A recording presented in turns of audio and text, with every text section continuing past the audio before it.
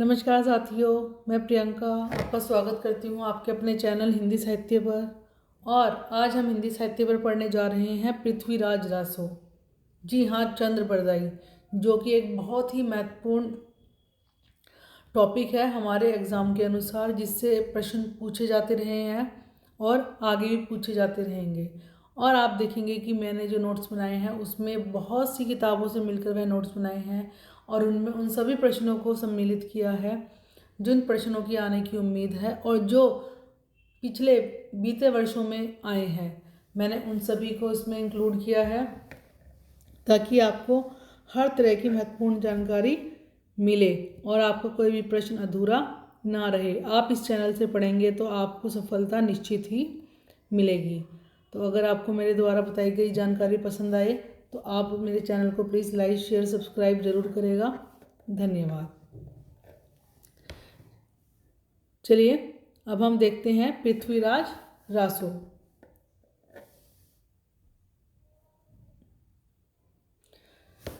सबसे पहले पृथ्वीराज रासो ये किसके शासनकाल में लिखा गया? ये मोहम्मद गौरी के शासनकाल में लिखा गया। सबसे प्रथम सवाल ही सबसे महत्वपूर्ण, आपने देखा होगा ये प्रश्न हमसे पूछे जाते रहे हैं कि पृथ्वीराज रासो किसके काल में लिखा गया? मोहम्मद गौरी के शासनकाल में लिखा गया। ठीक है, अब हम देखते हैं इसको हिंदी का प्रथम महाकाव्य और हिंदी के प्रथम कवि किसने कहा? मिश्र बंधु और शुक्ल ने। यह भी कई बार पूछा जाता है कि हिंदी का प्रथम महाकाव्य पृथ्वीराज रासो और हिंदी के प्रथम कवि चंद्र बरदाई, ये किसने कहा? ये कहा मिश्र बंधु और रामचंद्र शुक्ल ने। चंद्र बरदाई जिन्होंने पृथ्वीराज रासो लिखा और इनका जन्म लाहौर में हुआ। जो सेकंड इंपॉर्टेंट पॉइंट है, डिंगल भाषा का प्रयोग इसमें हुआ है। अंगी रस, कई तरह के रस होते हैं, मुख्य रस, गौण रस। जब हम एक महाकाव्य पढ़ते हैं तो उसमें हमें कई तरह के रस देखने को मिलते हैं। तो इसमें जो श्रृंगार रस है वो साथ साथ चला, श्रृंगार रस साथ साथ चला, लेकिन इसका जो अंगी रस था, जो मुख्य रस था, वो कौन सा था? वीर रस। तो ये हम ध्यान रखेंगे कि वीर रस इसका अंगी रस है। ठीक है, इसके बाद हम देखते हैं आगे कि इसमें कितने सर्ग हैं। इसमें 69 सर्ग हैं। सर्ग और छंद में हम कंफ्यूज हो जाते हैं और अपना प्रश्न गलत कर बैठते हैं, तो हमें इसमें कंफ्यूज नहीं होना। हम इसको ध्यान रखेंगे, इसको लिख के रखेंगे कि जो हमारे सर्ग हैं वो 69 हैं और जो हमारे छंद हैं वो 68 हैं। इसको प्रबंध काव्य माना गया। यह एक प्रबंध काव्य है। इसका महत्वपूर्ण सर्ग जो है, इम्पोर्टेंट ये क्वेश्चन पूछा जाता है कि पृथ्वीराज रासो का महत्वपूर्ण सर्ग कौन सा है? ये कैमासवध है। कौन सा है? कैमासवध है। और इसकी संख्या कौन सी है? 57वां समय।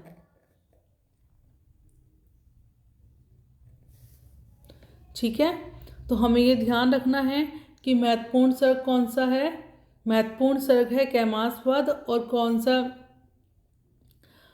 इसका नंबर कौन सा है? 57वां। इसमें शुक सुखी संवाद, शुक सुखी संवाद में इसकी रचना की गई। किसने कहा है ये हमसे? हजारी प्रसाद द्विवेदी के अनुसार शुक सुखी संवाद में पृथ्वीराज रासो की रचना हुई है। तो हम सब ये ध्यान रखेंगे, शुक सुखी संवाद में ये क्वेश्चन आया हुआ है, महत्वपूर्ण है। तो हम सभी को याद रखना है कि पृथ्वीराज रासो की रचना किसमें हुई? शुक सुखी संवाद में। यह एक अधूरी रचना है, ये भी हमें पता है ये अधूरी रचना है। किसने पूरी करी? आप सभी मेरे साथ बोलेंगे, यह एक अधूरी रचना है, इसको चंद्र बरदाई के पुत्र जल्लण ने पूरा करा। किसने पूरा करा? जल्लण ने पूरा करा। ये महत्वपूर्ण तथ्य, इसको याद रखेंगे। चंद्र बरदाई को छप्पे छंद का विशेषज्ञ माना जाता है। यह इम्पोर्टेंट है कि चंद्र बरदाई को कौन से छंद का विशेषज्ञ माना जाता है? छप्पे छंद का विशेषज्ञ माना जाता है। कौन से छंद का विशेषज्ञ माना जाता है? छप्पे छंद का विशेषज्ञ माना जाता है। पृथ्वीराज को शब्द भेदी कला आती थी। आजकल वो प्रश्न पूछे जा रहे हैं जिस पे हमारा ध्यान नहीं जाता, तो इसीलिए हमें सब चीज़ें ध्यान से पढ़नी है और हर एक चीज़ को बारीक से समझ के अपने दिमाग में बिठाना है। पृथ्वीराज को शब्द भेदी कला आती थी। ये क्वेश्चन DSSB में पूछा गया है 2021 में, 2021 में, कि इसमें कुल कितने प्रश्न थे। उस टाइम हमने नहीं पढ़ा था क्योंकि हमें पता ही नहीं था कि ये प्रश्न भी इतना महत्वपूर्ण हो सकता है। तो कितने प्रश्न थे? 2500 प्रश्न थे। पृथ्वीराज के पिता का नाम सोमेश्वर था। ये क्वेश्चन आपका KVS में आया हुआ है, इम्पोर्टेंट है कि इनके पिता का नाम क्या था? सोमेश्वर था। वीर काव्य परंपरा का पहला महाकाव्य, ये भी इम्पोर्टेंट है। पृथ्वीराज रासो क्या है? वीर काव्य परंपरा का पहला महाकाव्य है। पृथ्वीराज रासो के महत्वपूर्ण छंद, पृथ्वीराज रासो में कई महत्वपूर्ण छंद है, जैसे तोमर, तोटक, अरिल और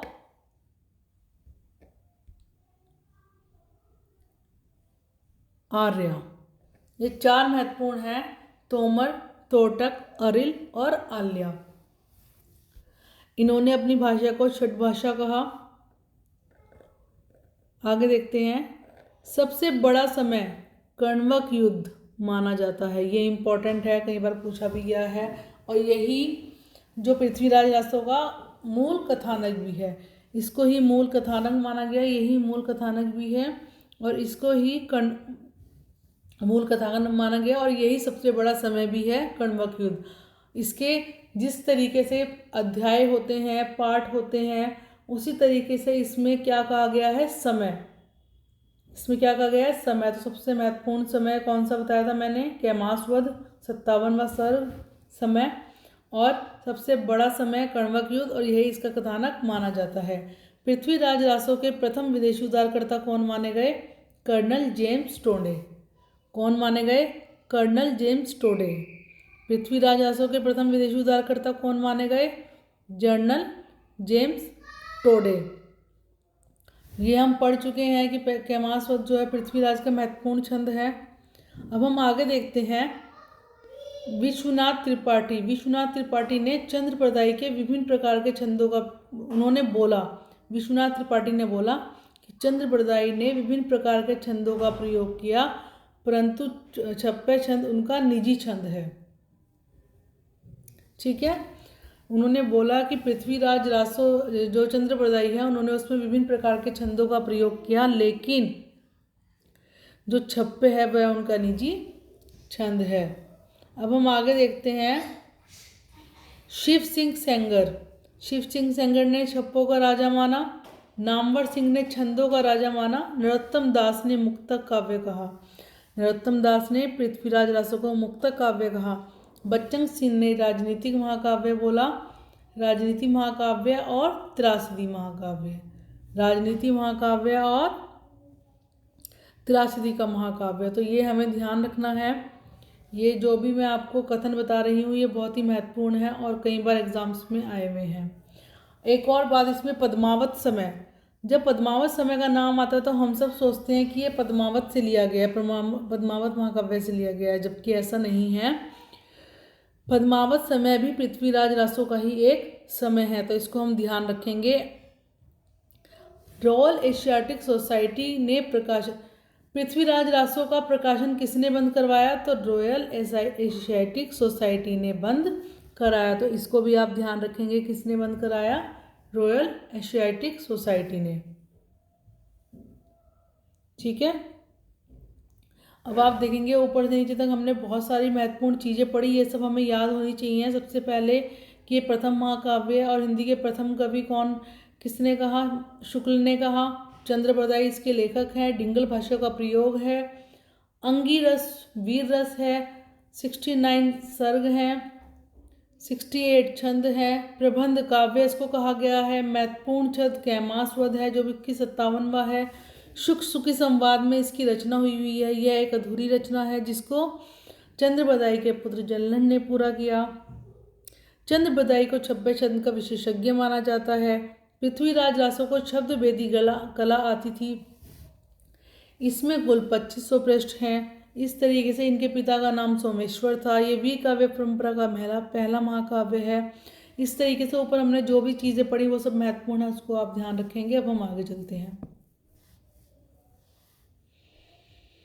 ये हम पहले ही पढ़ चुके हैं, इसमें आपको ये चीज़ ध्यान रखनी है। ये इनका कथन भी है हजारी प्रसाद द्विवेदी जी का कि पृथ्वीराज रासों की रचना सुख सुखी संवाद के रूप में मिलती है और जहाँ पर संवाद नहीं है उसे छेपक मान लिया जाए। तो इसको हम देखेंगे।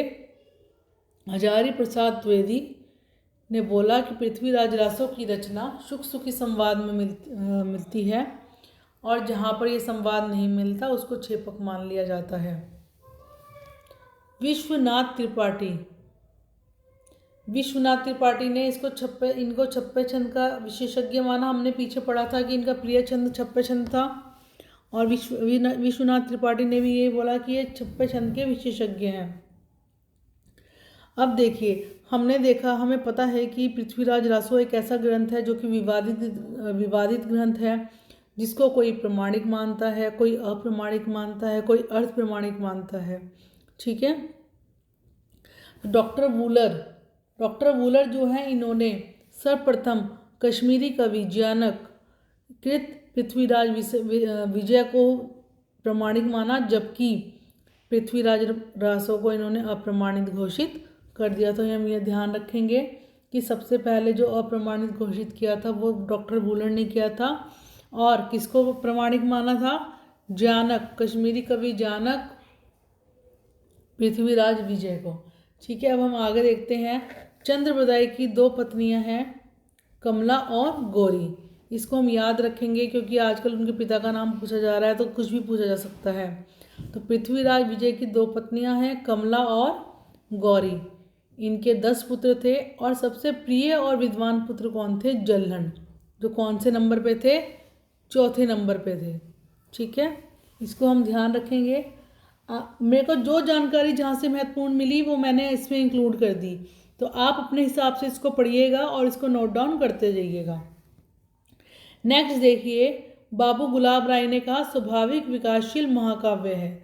बाबू गुलाब राय ने पृथ्वीराज रासो को क्या कहा? कि यह एक स्वाभाविक विकासशील महाकाव्य है। ठीक है। अब हम देखते हैं, नीचे आप देख रहे हैं कि कुछ कवियों ने इसको प्रमाणिक माना, कुछ ने अप्रमाणिक माना, कुछ ने अर्ध प्रमाणिक माना। ये बहुत ही महत्वपूर्ण है। इसमें कोई भी 3 कवि देके और एक दूसरा कवि देके पूछ लिया जाता है, तो मैं आपको पहले बता रही हूँ, फिर उसके बाद आप सब मेरे साथ बोलेंगे। प्रमाणिक हैं श्याम सुंदर दास, मिश्र बंधु, मोहनलाल विष्णु, लाल पांड्या, कर्नल टॉड, राधा कृष्ण दास। अब आप सब मेरे साथ बोलेंगे प्रमाणिक मानने वाले हमारे लेखक या कवि कौन से हैं। सर्वप्रथम है श्याम सुंदर दास, मिश्र बंधु, मोहनलाल विष्णु, लाल पांड्या, कर्नल टॉड और राधा कृष्ण दास।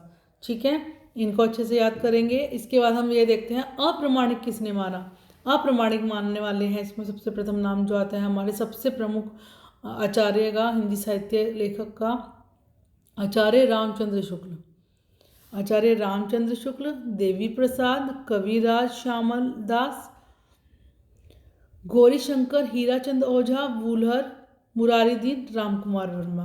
अप्रमाणिक किसने माना? आचार्य रामचंद्र शुक्ल, देवी प्रसाद, कविराज श्यामल दास, गौरीशंकर, हीराचंद ओझा, वूलर, मुरारीदीन और रामकुमार वर्मा। अब हम देखते हैं कि इनको अप्रमाणिक किसने माना। हजारी प्रसाद द्विवेदी, मुनिजीन विजय, डॉक्टर सुनीति कुमार चटर्जी, डॉक्टर दशरथ ओझा। अर्ध प्रमाणिक किसने माना? हजारी प्रसाद द्विवेदी, मुनिजीन विजय, डॉक्टर सुनीति कुमार चटर्जी और दशरथ ओझा। ठीक है, इन सबको आप याद रखेंगे। इसके बाद हम देखते हैं कुछ महत्वपूर्ण बातें इससे जुड़ी हुई। हिंदी का वास्तविक प्रथम कवि चंद्रबदाई को कहा जा सकता है। किसने कहा? ये मिश्र बंधु ने कहा, तो हम इसको याद रखेंगे। किसने कहा? मिश्र बंधुओं ने कहा। डॉक्टर नंगेंद्र ने इसको पिंगल काव्य कहा, ये याद रखेंगे। और बच्चन सिंह ने इसको डिंगल शैली का काव्य माना। डॉक्टर नगेंद्र ने इसको पिंगल काव्य कहा और डॉक्टर बच्चन सिंह ने इसको डिंगल शैली का काव्य माना। पृथ्वीराज ने नागौर नगर बसाया था। इसका प्रथम संस्करण नागरी प्रचारणी सभा से प्रकाशित है। 16,306 छंद, 69 समय, उदय के संग्रहालय में संग्रहित। पृथ्वीराज रासों की भाषा को अपभ्रंश मानने वाले प्रथम आचार्य हैं हमारे रामकुमार वर्मा। तो दोस्तों, साथियों, जितनी भी महत्वपूर्ण जानकारी थी वो सब मैंने इसमें सम्मिलित करने की कोशिश करी है। आगे भी मैं आपको इससे जुड़ी हुई ज़रूरी जानकारियाँ देती रहूँगी, हिंदी साहित्य से जुड़ी हुई ज़रूरी जानकारियाँ देती रहूँगी। पर प्लीज़ आप मेरे चैनल को लाइक शेयर सब्सक्राइब ज़रूर करें और इन सभी चीज़ों को नोट डाउन कर लें। और हाँ, अगर आपको मेरे में कुछ ऐसा लगता हो कि इस सुधार की ज़रूरत है तो आप मुझे उस सुधार के बारे में बताएं, ताकि मैं आपको उस सुधार के साथ पढ़ा सकूं।